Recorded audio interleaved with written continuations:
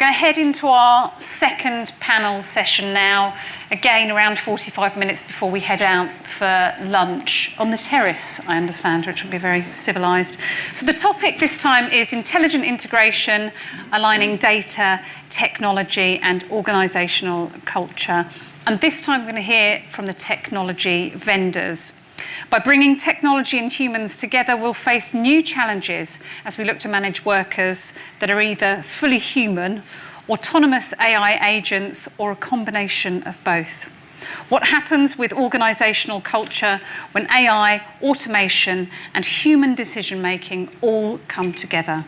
And what does the research tell us about the plans leaders like you have for bringing digital labour into the workforce? So let's put the vendors through their paces, and we'll do the same again. Each will do a pitch, and then we will have some Q&A. So I think we'll go first of all, I'll take my seat. We'll go first of all to Gerry. Gerry, thank you. Great to see everyone this morning. I thought it was a fantastic initial start to the day, a really compelling keynote and early panel. My name is Gerry Lavin. I'm the field CTO for Citrix for Europe.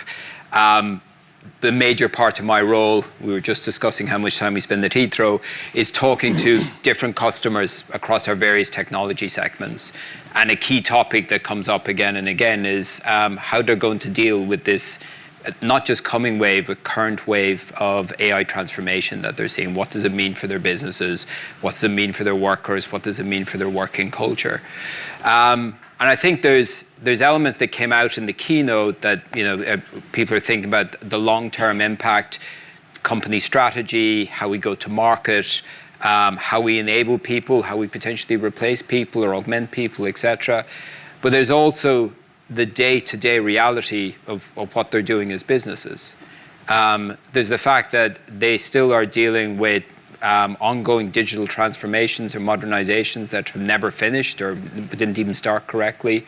There's legacy systems in there that are sometimes running the business. I met a customer last week who talked about the fact that they keep 2,000 aircraft in the air based on a system that was developed 30 years ago. And at the same time, they're trying to look at how do we modernize? How do we take advantage of these AI capabilities?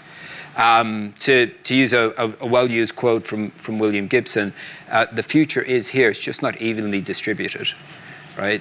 So if you look at the kind of cold face of what's happening, we have individuals within our organization, your organizations, who have probably been given access to company-sanctioned AI tools through the partnerships that you have with maybe some of the vendors that are on stage here or other vendors. But they're also, in their everyday life, exploring other tools and other options, both to augment their life and to augment their working practices as well. I would imagine probably the most used prompt in the last 2 weeks has been creating AI dolls. Now, whether that's a productive use of time or not, I don't know. I actually think it gets people comfortable with the concept of AI, right? They can see a tangible output, and it's that lack of tangible outputs, tangible outcomes, that's the biggest challenge, I think, for business leaders at the moment. So you have a friction, you have CIOs who've made a massive investment in the tooling and in the companies to support them with the tooling and see an obvious future in this area. You have CISOs who are panicking about this while they're recovering from every other issue that they've had over the last few years, geopolitical issues, the rise of cybercrime, etc. And then you have a board who in many cases may not be quite sure what to do with this, right? And they're actually saying maybe we need a pause button. Now, if I take this back from, I think, the sort of existential level. So if rather than look at 10 years, 20 years, if we throw in quantum, if we throw in fusion power, if we throw in general AI, what all of that means, we all have opinions on that. But I think if we look at how this impacts users today and some of the thought processes that have to go into the immediate future, I'm just going to draw some examples from what we're doing as an organization. I think there's three areas, two common and one maybe unique to us, unique in as the sort of vendor we are. One is providing tools for our users. So augmenting our own employees, right, and partnerships that we have with Microsoft and others in this space as well. And also providing guidance on how users can use tools that aren't company provided. The second one is building AI capabilities into our own products as well. So this is how we can help our customers use our products better, pull more data out while they use our observability tooling, have more insights when they're trying to support some of our products, use it for evidence gathering to support end users, provide audit trails, etc. So I think those are, again, common things that we're seeing across. I think we'll all talk about how we're building it into our products and how we're helping augment our staff to be more efficient as well. I think the third area that we're looking at this is something that we've done in this space for as long as we've been in the company, is how do we provide a workspace, a secure enclave, a place where people can do their jobs, use the applications they need. In the back, that would be past terminal emulation, Windows applications, then SaaS applications, and now AI capability, especially agentic AI, and especially computer using agents. So this kind of emerging space where I guess you can, the ongoing revolution of automation, where you can have an agent that will be trained on the graphical user interface that you're used to today. So how do you contain and manage that? How do you centralize that? How do you observe the data that's coming out of it? So maybe you can address some of those copyright concerns. Maybe you can address fair use concerns. And you do that so not only do you enable users, you give them a confidence that they aren't doing the wrong thing, that they're not impacting the business, but you also don't try and stifle their own innovation. You say you can potentially go out and use other applications out there, use other AI models, bring them into your working practices, but we have some guardrails, some controls around that. So we give you the confidence that you're doing the right thing. And I think that's the conversation that I'm going to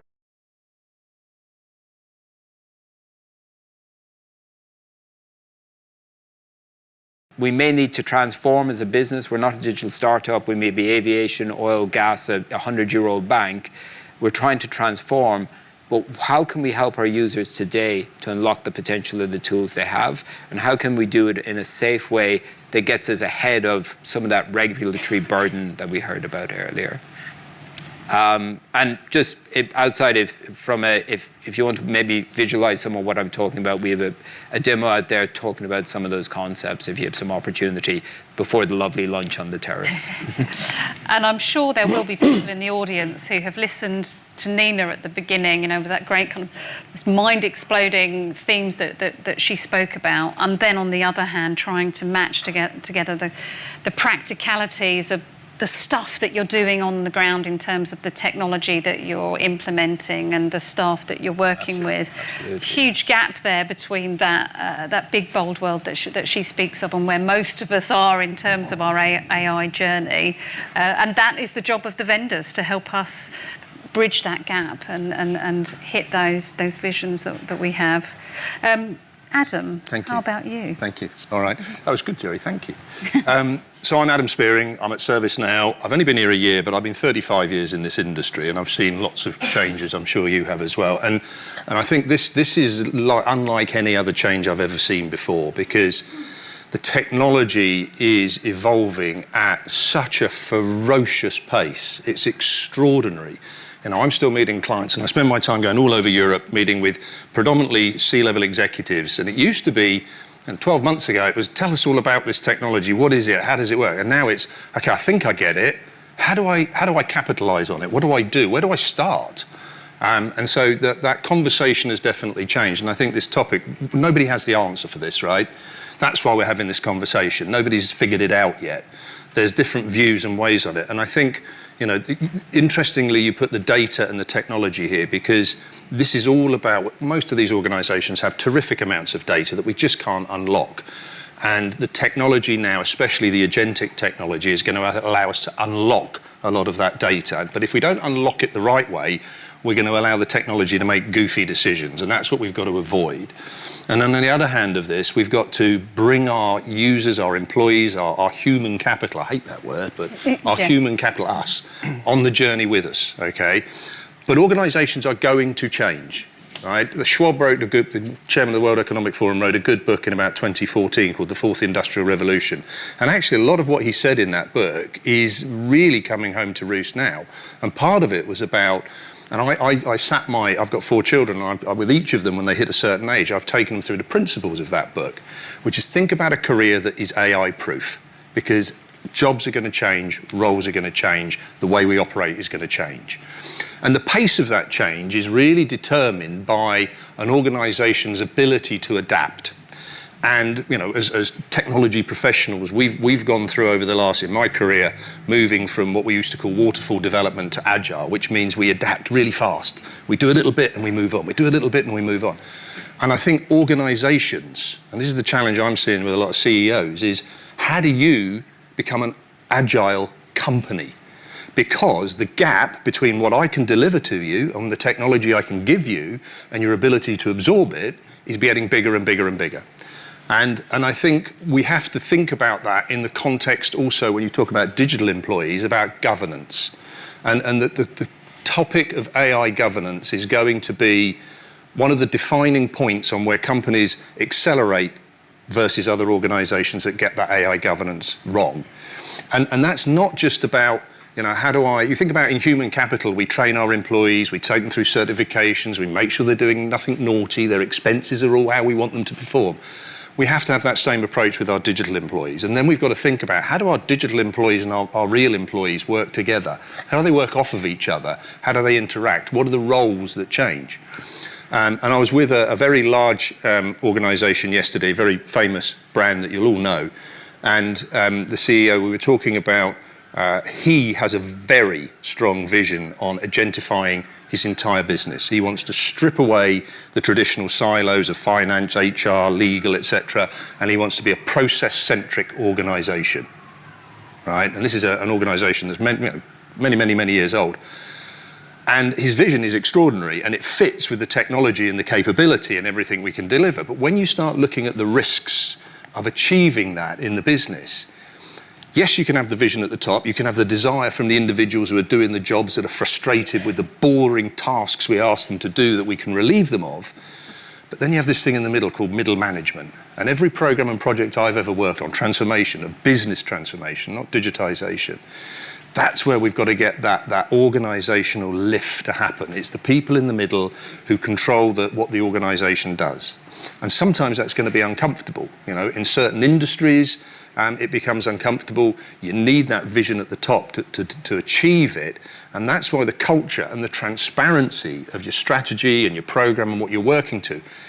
Because my attitude with the people who work for me is I'll tell you everything I know, probably things I shouldn't tell you, but I employ smart people who can make smart decisions and make their own decisions about where they want to go with their career, what they want to do in their work. And I think we've got to think about how we treat our employees. We've got to be really clear on what we're trying to achieve. If his vision is a total process engineered organisation with agents running 20% of the work that's done by humans today, he needs to be really clear, and so I said to him, on what you expect that human pattern to look like in the future. What do you expect of the worker of the future? And then that needs to flow through into, what's your hiring criteria? We went through a period with diversity inclusion, which I wonderfully embrace, the fact that we started looking at job descriptions and saying, if a woman read this and a man read this, would they see the same description?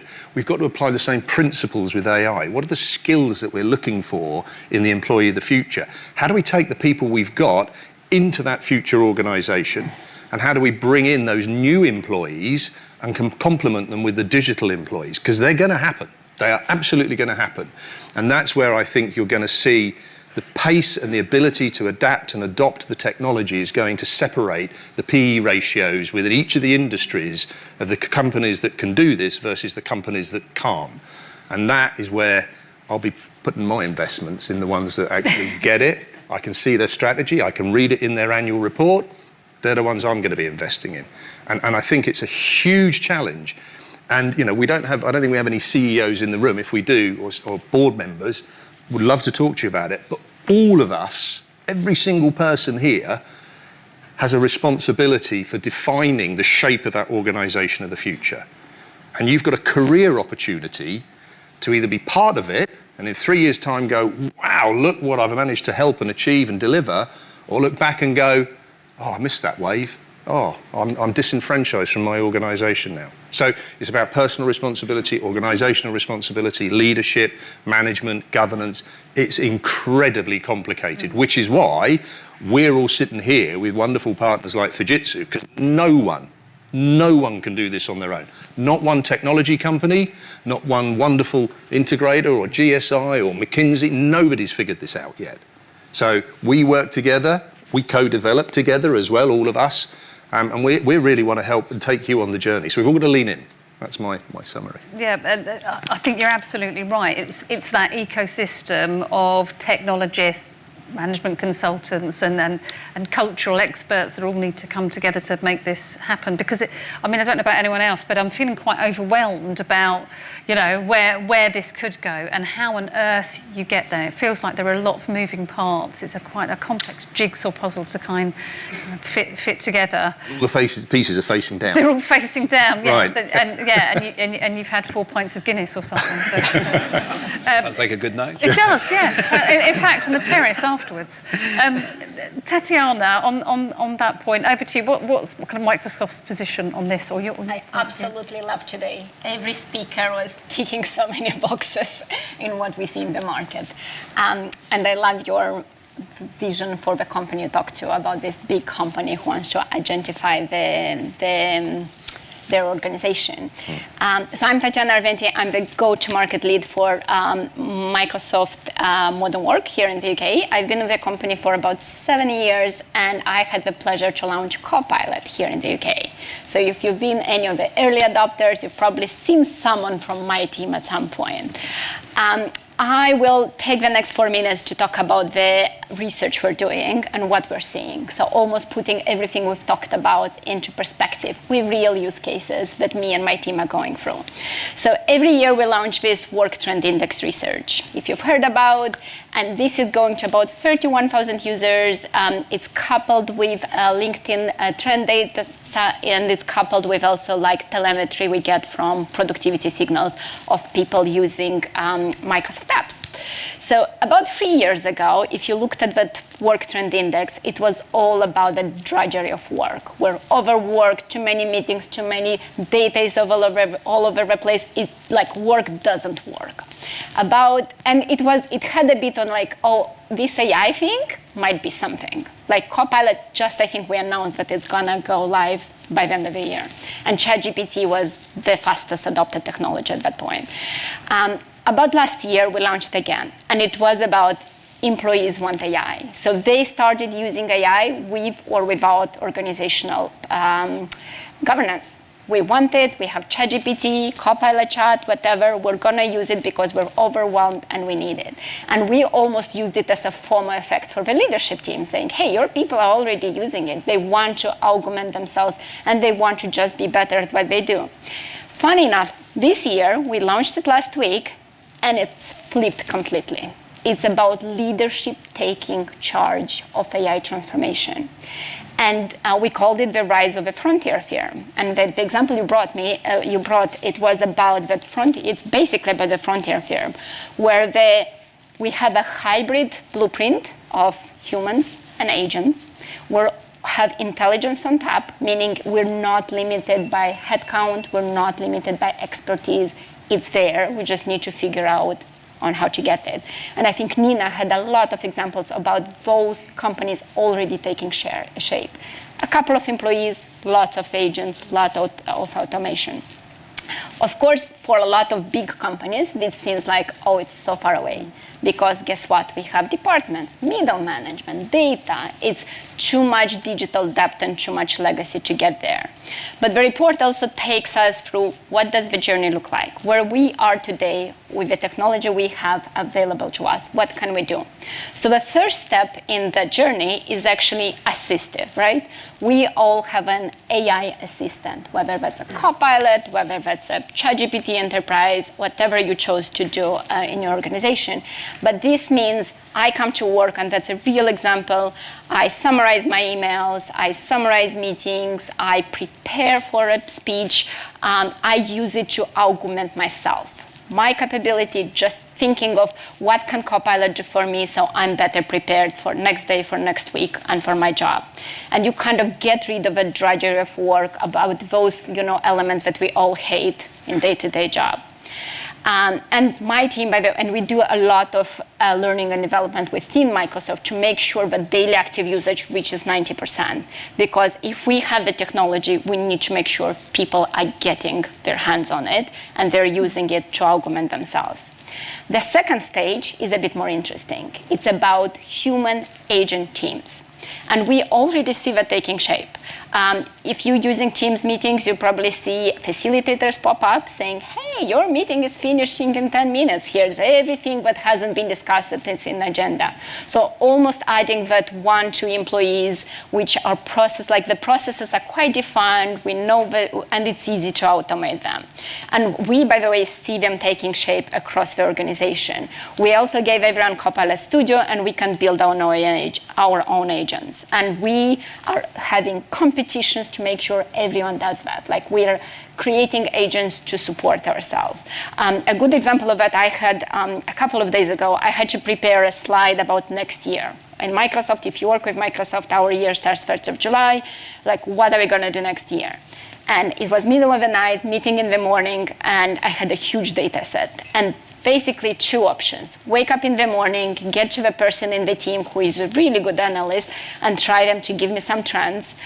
Try to remember my business background and figure out how can I do some correlation trends and so on in Excel, maybe also using Copilot.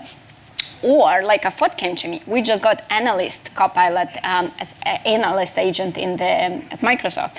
I put that data set in the analyst agent, and this is by the deep reasoning. It's not the LLM itself, it's actually the next stage of agents and AI we're getting.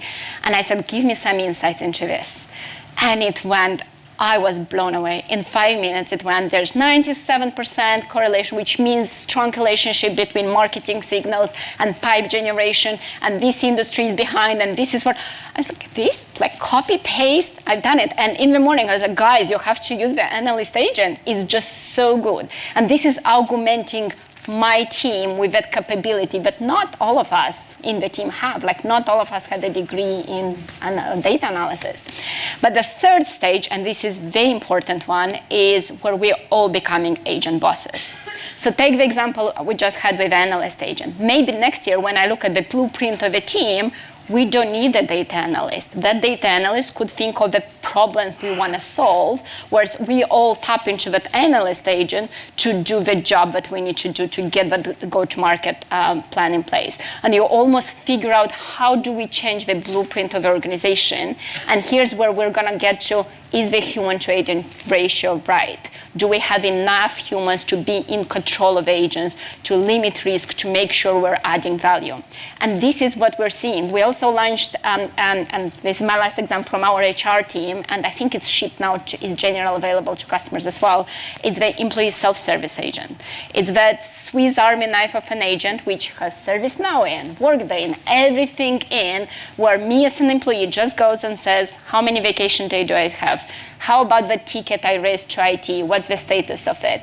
And if you think about how our HR lead talks about it, in his team, he has people responsible for that agent. They have a bit of coding background. They're in human resources, meaning they know how to deal with escalations, they know how to adapt it, and they almost work with that agent to make sure it's improved and captures everything that we're going through. And this is the next stage, is actually having those people looking after agents, and your job doesn't become like actually answering 100 emails every day from people asking about vacation or whatnot, but being more like, do we have the right tools to serve employees better? So it's almost flipping and augmenting those human skills in a different way. So I think from an organizational perspective, what you could do now, and I think Gerry, you touched on it, is one, access. Whatever tool you choose, make sure people start. And I still see people who need to be taught prompting skills. Like, how do you interact with Copilot in Word? How do you ask the right questions? And this is 2 years too late. Like, by this time, we need to make sure people know what AI is and how this can help them.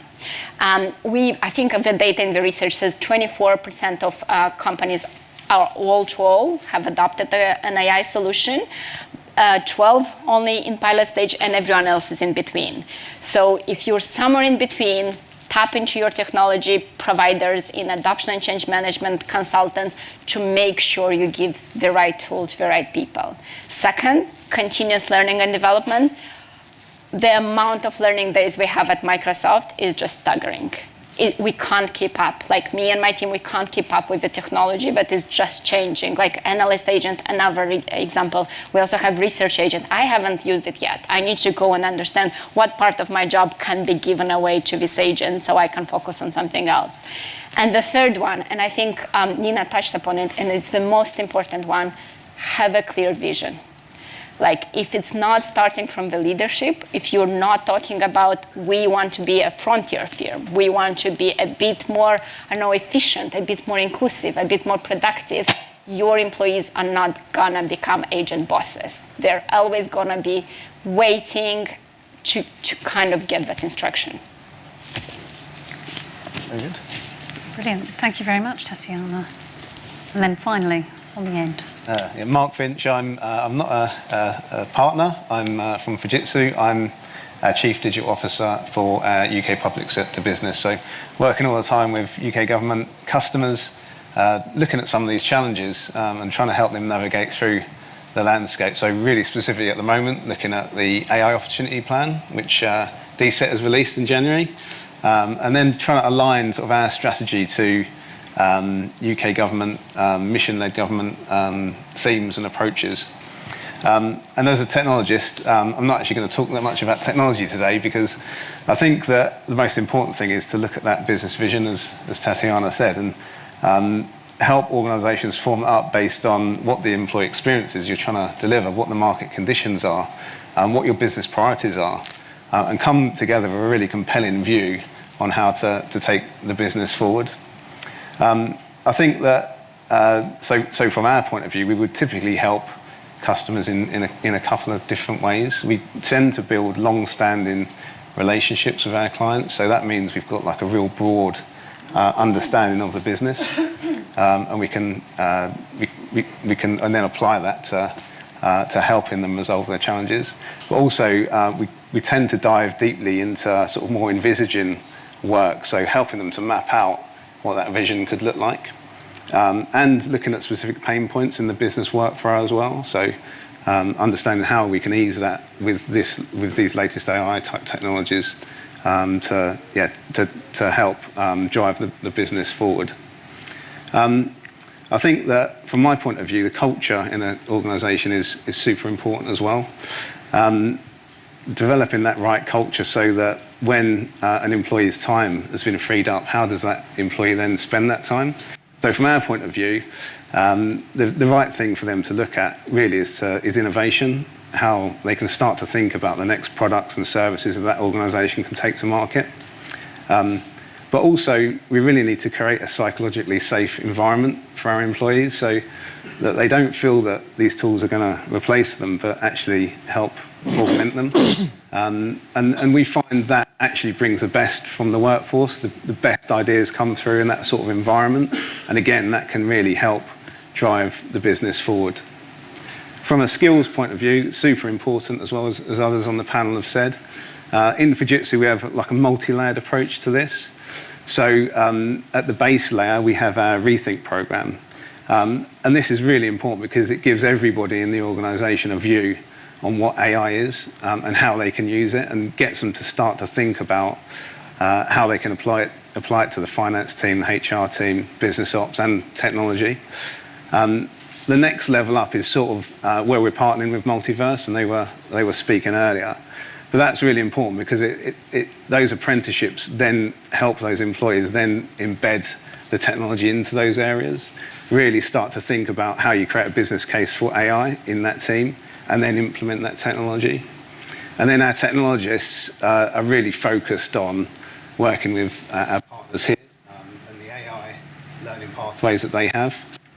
And then that gives us the right skills to then take those back to our clients. And we really feel that the blend of those sort of three things is setting us up in the right place for the future. So like in summary, I think the three things I think about is how we create the vision, thinking about what you want to achieve as your organisation, getting your business workflows right, getting your business workflows redesigned. The next thing really is getting that company culture right so people feel safe to be able to innovate and make use of this technology. And the last thing is around the skills and making sure that people have got the tools they need to make the change to drive the organisation forward. Excellent, thanks very much, Marc. Okay, we'll open up the floor and feel free, I mean, these are all technology vendors, but feel free to ask them all sorts of questions about culture and skills and so on, because clearly this is so core to this debate. So, do we have any questions from the floor? Over here, please.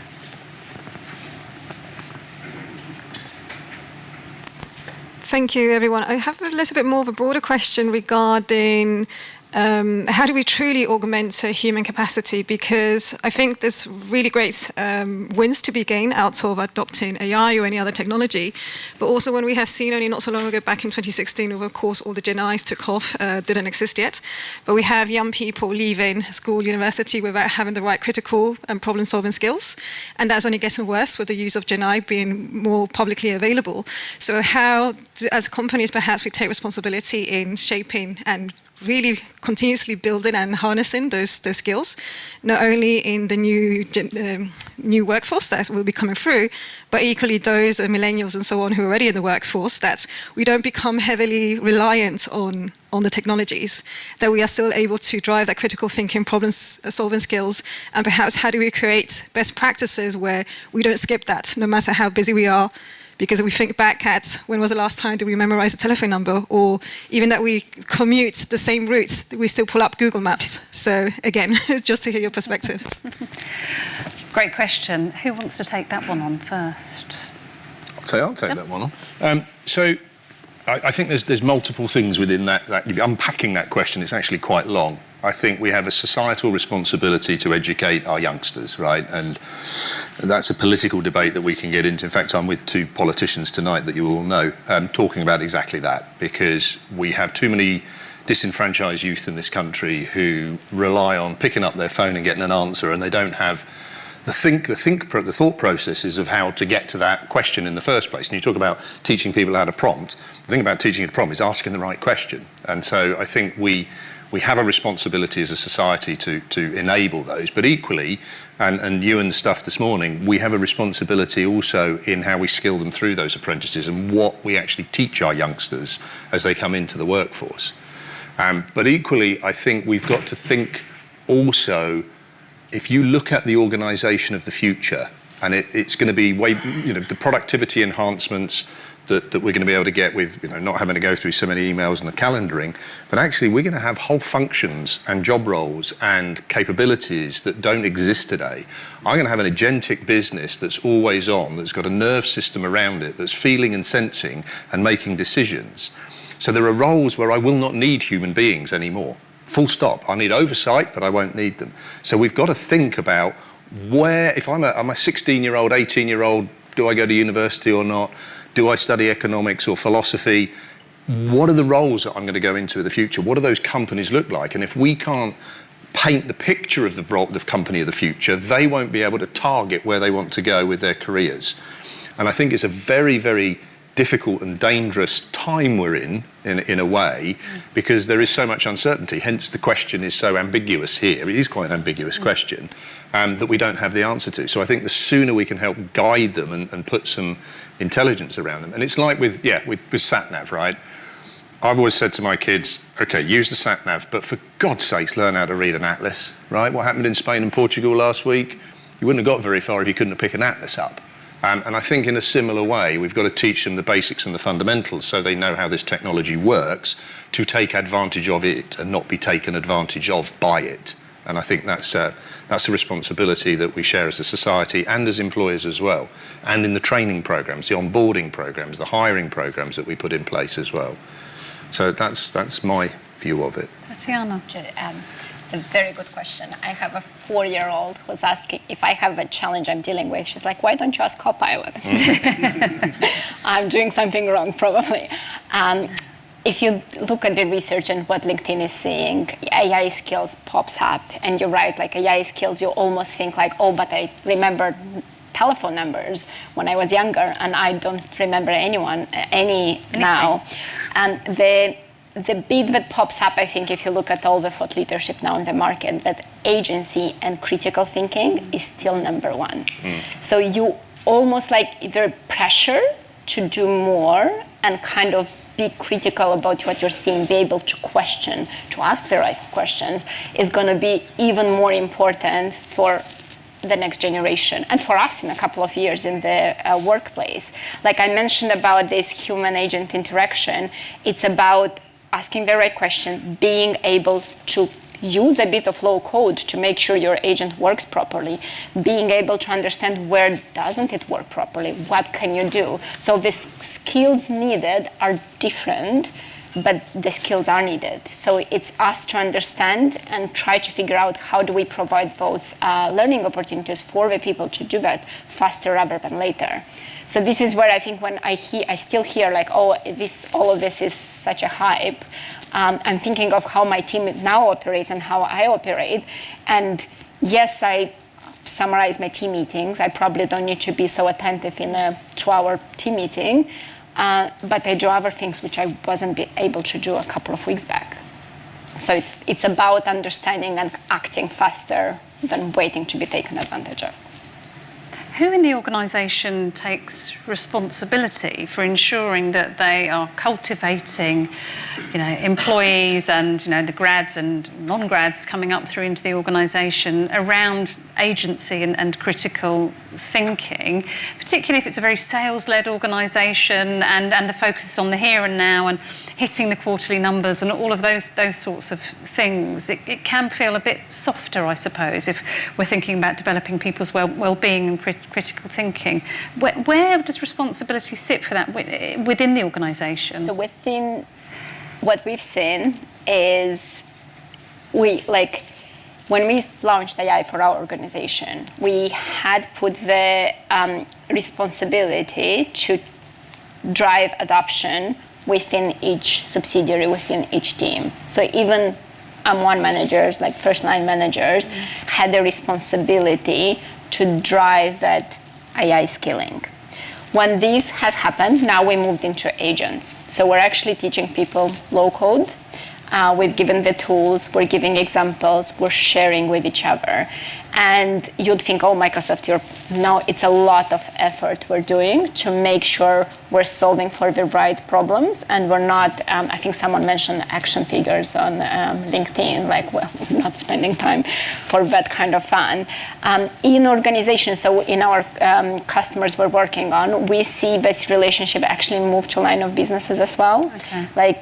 When we think about the blueprint for the next couple of years of those line of businesses, we see leaders now take a very acute interest is what type of skills will I need? And I think a gentleman, you had the question there, is how many agents and how many people? And the people that are left or are leading, what is the skills they need to do that? So and we see that I think after COVID or something, a lot of organizations starting getting rid of their adoption and change management leads or teams.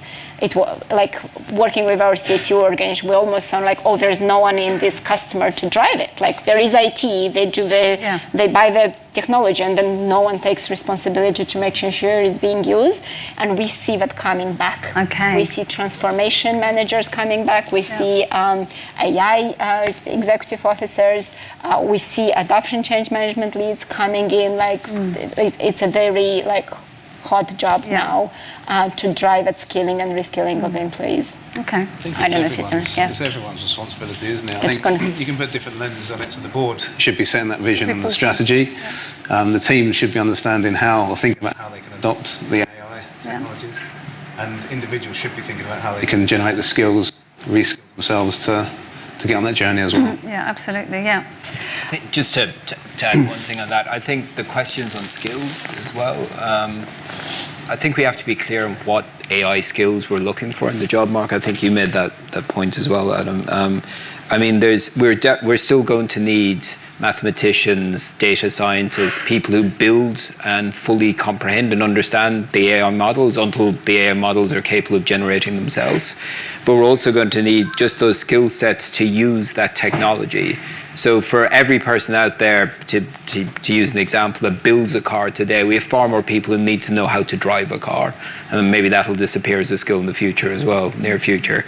So I think it's, I think Tatiana, you talked about having the skills to develop those prompts. So I think there's those levels of skills that we'll need to deliver to our employees and help, as we build more and more into our products, help our customers understand those skills. And then at a societal level, there's a Bank of England report from a few years ago that talked about one of the sort of downforces that were affecting productivity was the kind of short-termism that we had here. We need a long-term change about those skills, but also an understanding of where those skills are needed. We're going to need the philosophers to come up with the ethical approach to using AI. We're going to need people who are mathematicians to deliver the models, but we're going to need those general skill sets of how to prompt, how to interact with AIs. And as those UXs become easier to use, and that, I guess that was the fundamental change with ChatGPT, was an easy user experience. We need to have people who can adopt to those changes as well. Excellent. Okay, I think we've got time for one more question. Here. I've been thinking you were talking around sustainability and AI, and we have in our company, we want to reduce our carbon footprint, do things in a more sustainable way, but we also want to use more AI agents and more AI tooling, which has its own footprint as well, quite a large one in some cases. So what is the balance for corporations to adopt AI, have the effects, and do the effects outweigh the carbon footprint that come with them? Or how can we build in a sustainable AI fashion? Sorry if that's a big question. It's a very good question, and it's a very pertinent one as well. Clearly, if you're going to use agentics at scale, you are going to have unbelievable volumes going through your organisation, volumes that we haven't even seen today, right? We're way beyond petabytes of data. We're talking about extraordinary volumes, and it does have an impact, obviously, on carbon. Now, there's two parts to that. On one hand, I'm working on some supply chain projects where the technology is able to point out how we can change the supply chain. The technology is telling us, because the company didn't see it, to reduce their footprint. So there are opportunities in all organisations. There's the clearly obvious ones that they're working on, and then there's the ones that the technology will find for us. So there is that. On the flip side, I think what we saw with DeepSeek a few months ago is a good example. These language models, we don't need an enormous language model to solve a really small problem. I was with a partner of ours company a few months ago, and they've developed a language model that can sit on a wafer, on an edge device, on a sensor, and they can connect all of these in a warehouse or in a factory, and they're running those locally. So I think you're going to see the processing requirements change over time, but which one will come first, I don't know. And I think it is something that we've got to look at the generation of the power to be able to deliver the savings in this, because it's not a simple, we'll plant more trees, because that's not the answer. But we clearly are going to have, society is going to have to move forward, and we're going to have to make a choice. Do we want this or not want this? There was some controversial statements made a couple of days ago by a former Prime Minister about the green agenda, and we have to embrace this as a conversation. So, there's balances on both sides, I would say, but no obvious clear path is how I see it. I don't know if anybody else has got a view. I think over time as well, hopefully the technology will become more mature and become more efficient over a period of time. And obviously, if we're generating clean energy as well to power these data centres, that's obviously a good thing too. A few more days like this. Yeah. Okay. Yeah. I think if you look at where we are today, the data centres in Ireland use more power than the whole of used by rural electricity in Ireland today.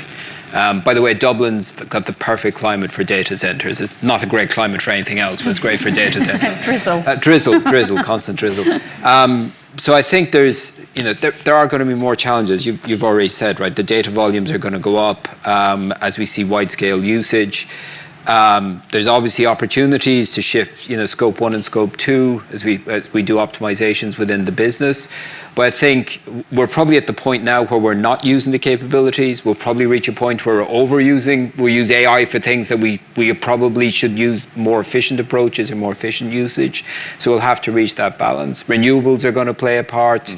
Efficiencies, I'm sure fusion is just 10 years away, no matter what year we say we start from.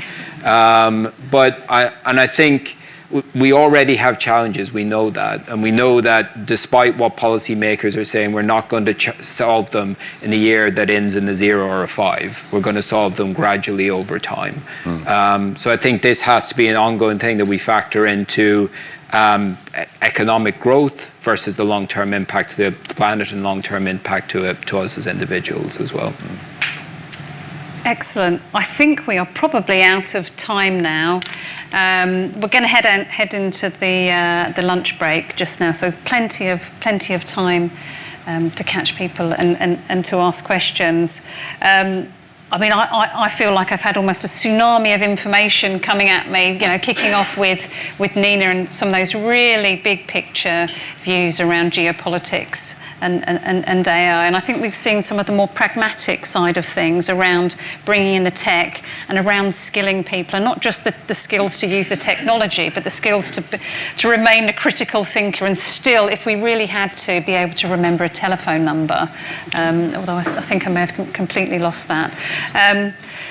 Thank you very much for coming along and for asking some really brilliant questions. Feel free to mingle and to reach out to any of the panellists, and I'm sure we can contact you with any of the previous panellists as well. But in the meantime, join me in thanking the panel, and we'll see you outside.